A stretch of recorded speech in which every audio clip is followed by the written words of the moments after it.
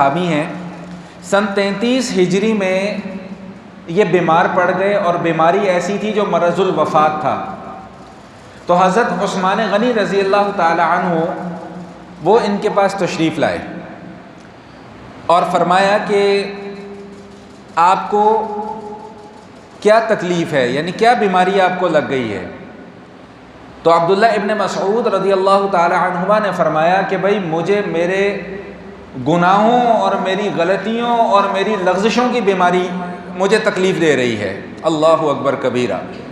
جیسا کہ میں پہلے بھی کئی مرتبہ یہ بات عرض کر چکا ہوں کہ یہ وہ حضرات ہیں کہ جنہوں نے براہ راست نبی کریم علیہ الصلوۃ والتسلیم سے دین سیکھا ہے، براہ راست حضور کے سامنے اس طرح بیٹھے، جیسے اس وقت آپ بیٹھے ہیں حضور کے سامنے، اس طرح بیٹھ کے انہوں نے دین سیکھا ہے، اور صرف دین سیکھا ہی نہیں ہے، اس کو اپنی عملی زندگی میں بھی لے کے آئے ہیں، اور اس درجے تک اپنی عملی زندگی میں لے کے آئے ہیں کہ اللہ تعالیٰ کو قرآن کریم میں یہ آیہ مبارکہ نازل فرما دی کہ رضی اللہ عنہ ورضوا عنہ، کہ اللہ ان سے راضی ہو گئے، یہ اللہ سے راضی ہو گئے۔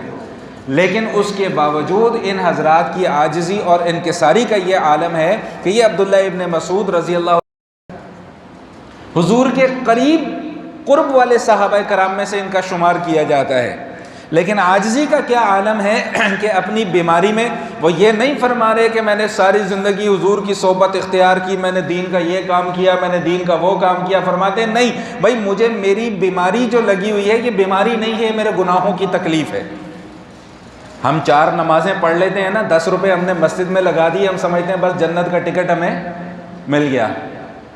10 روپے کی ایک اینٹ مسجد میں لگا دیں گے نا، بس ہم جنت کا ٹکٹ ہمارے اوپر واجب ہو گیا جی، بس ہم پتہ نہیں کیا ہو گیا جی، ہم نے مسجد بنوا دی ہے، یہ کر دیا، وہ کر دیا، فلاں کر دیا، ہم تو فلاں نیک کام کرتے ہیں جی، ہم تو سارا دن تسبیحات پھرتے رہتے ہیں، ہم تو نمازیں پڑھاتے ہیں لوگوں کو، ہم تو ذکر اذکار کرتے ہیں، ہم تو یہ کرتے ہیں، ہم تو وہ کرتے ہیں۔ ادھر صحابہ کرام کا کیا عالم ہے کہ ساری زندگی اپنی دین میں لگا دی ہے، جان بھی قربان کی ہے، مال بھی قربان کیا ہے، سب کچھ داؤ پر لگا دیا، اس کے باوجود کیا فرما رہے ہیں اپنے مرض الوفات میں کہ بھئی مجھے میرے گناہ کھا گئے،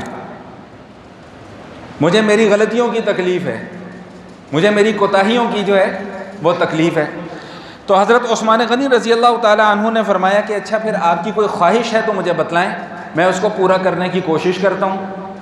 تو فرمانے لگے رحمت و ربی، میں تو اپنے رب کی رحمت کا طلبگار ہوں۔ پھر وہی بات آ گئی یہاں پر بھی کہ اپنی نیکیوں کا زوم نہیں ہے ان کو، اپنے نیک اعمال کا زوم نہیں ہے، وہ بھی یہ فرما رہے ہیں کہ بھئی میں تو اپنے رب کی رحمت کا طلبگار ہوں کہ بس مجھے میرے رب کی رحمت مل جائے، میرے لیے یہی کافی ہے۔ تو حضرت عثمان غنی رضی اللہ تعالیٰ نے فرمایا کہ اچھا میں آپ کے لیے کوئی طبیب کا انتظام کر دیتا ہوں۔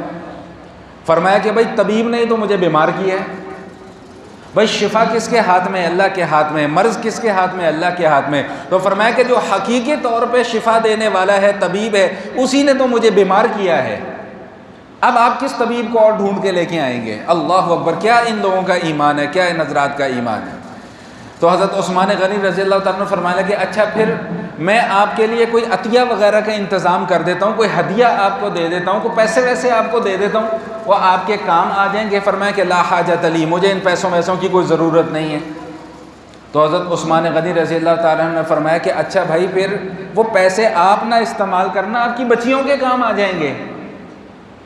تو فرمانے لگے کہ میری بچیوں کو بھی ان پیسوں کی کوئی ضرورت نہیں ہے۔ اب سنیے جو حدیث جس پر میں نے یہ پوری کی پوری روایت آپ کے سامنے ذکر کی ہے کہ وہ فرمانے لگے کہ میں نے اپنی بچیوں کو یہ تاکید کی ہوئی ہے کہ ہر شام سورۃ الواقعہ کی تلاوت کرنی ہے، میرے گھر میں فاقہ آ ہی نہیں سکتا۔ ان حضرات کے ایمان کا لیول کیا ہے کہ انہوں نے حضور سے سنا، وہ فرماتے ہیں کہ میں نے نبی کریم علیہ الصلوۃ والتسلیم سے یہ بات سنی ہے کہ جو شخص ہر رات سورۃ الواقعہ کی تلاوت کر لیا کرے لم تصبہ فاقۃ ابدا، اسے کبھی بھی فاقہ نہیں ہوگا، وہ کبھی بھوکا نہیں مرے گا۔ یہ ان حضرات کے ایمان کا لیول تھا کہ حضور سے سن لیا، بس اس کو اپنی زندگی کا معمول بنا لیا۔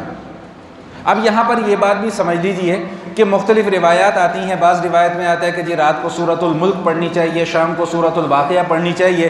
تو علماء نے آسانی کے لیے یہ ترتیب بیان کر دی کہ بھئی مغرب کے بعد سورہ واقعہ پڑھ لو، عشاء کے بعد سورۃ الملک پڑھ لو۔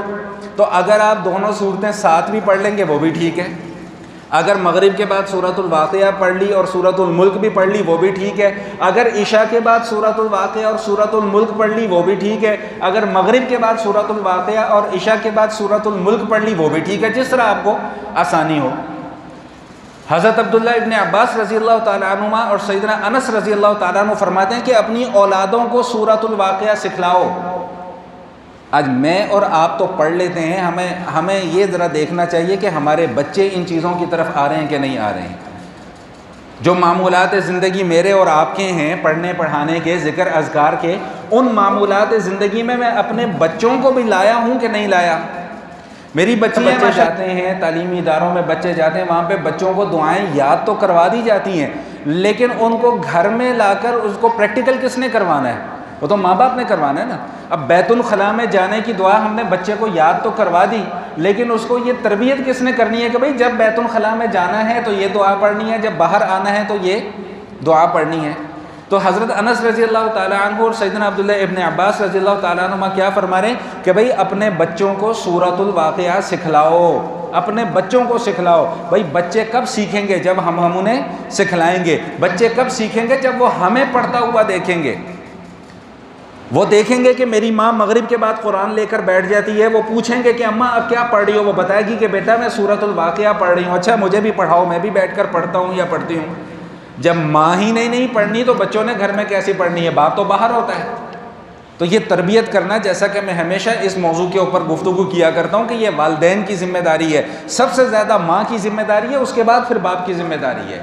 باپ کا کام نگرانی کرنا ہے، تربیت کرنا ماں کی ذمہ داری ہے۔